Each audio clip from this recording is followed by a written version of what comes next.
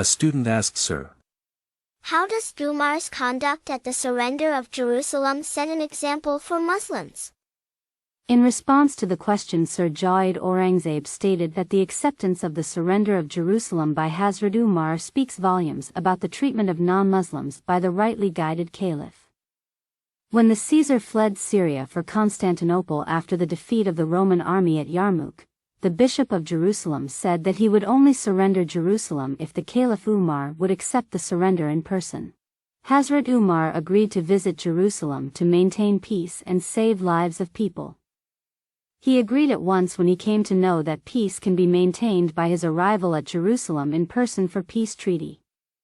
He set out for Jerusalem accompanied only by a servant and a single camel. He refused to accompany more people, guards, horses or more camels on the expense of the state, as he always considered him custodian of the public treasury. The servant and Caliph Umar would take turns in riding the camel.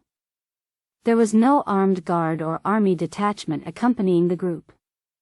When the group reached Jerusalem, the delegation waiting to receive the Caliph rushed to the rider of the camel, who happened to be the servant and seemed to be better dressed than the Caliph in his patched clothing leading the camel.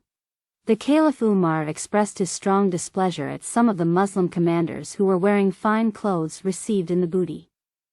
When they suggested he should perhaps wear clothes more fit for a king, he replied gruffly that a Muslim's dignity lay elsewhere than in his dress. The meeting with the bishop was another matter. They both conversed amicably and had lunch, and the bishop himself repaired a patch in Hazrat Umar's cloak and later took Hazrat Umar on a tour of Jerusalem. When the time for prayer came, they were in the Church of Resurrection, and the bishop offered that Hazrat Umar could pray in the church. Hazrat Umar thanked him, but kindly refused, saying that he was afraid that if he prayed in the church, later Muslims may try to convert it into a mosque, citing the fact that Umar had prayed there. It would be difficult to find such scrupulous regard for protection of religious rights in the annals of history. The treaty, which was drawn up and signed on by the generals Khalid bin Walid and Abu Ubaidah and the governor of Syria Hazrat Muawiyah, read as follows. This is the covenant of peace which Umar, the servant of God and the commander of the faithful, has made with the people of Jerusalem. This peace which is granted to them guarantees them protection of life, of property, of churches, of crosses, of those who set up, display and honor these crosses. Their churches shall not be used as dwelling houses, nor shall they be dismantled, nor shall they or their compounds, their crosses and their belongings be in any way damaged.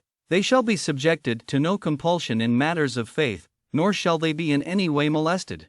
Sir JAWAID Aurangzaib added that Hazrat Umar did not show any hesitation on Bishop Sophronius' request to visit in person to take the keys of the city, which shows his love for peace and his regard of the sanctity of Jerusalem. Hazrat Umar, the ruler of the Muslim Empire, traveled to Jerusalem, not with a royal entourage of servants and guards, but with a single servant and one riding camel. It shows Hazrat Umar's sense of self-accountability, very careful attitude towards spending from public funds, and his simplicity of conduct as the head of the state.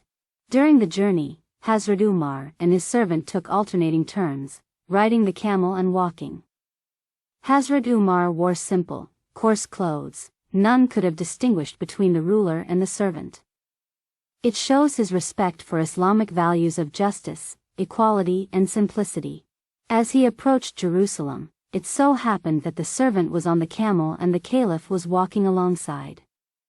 The servant had pleaded with Hazrat Umar to ride instead, but he refused.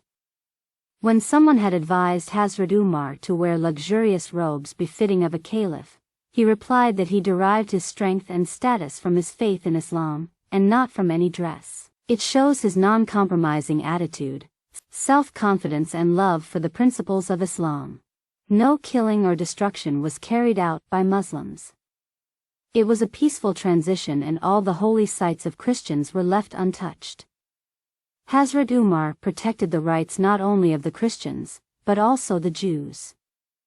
For the first time, after almost 500 years of oppressive Roman rule, Jews were once again allowed to live and worship inside Jerusalem.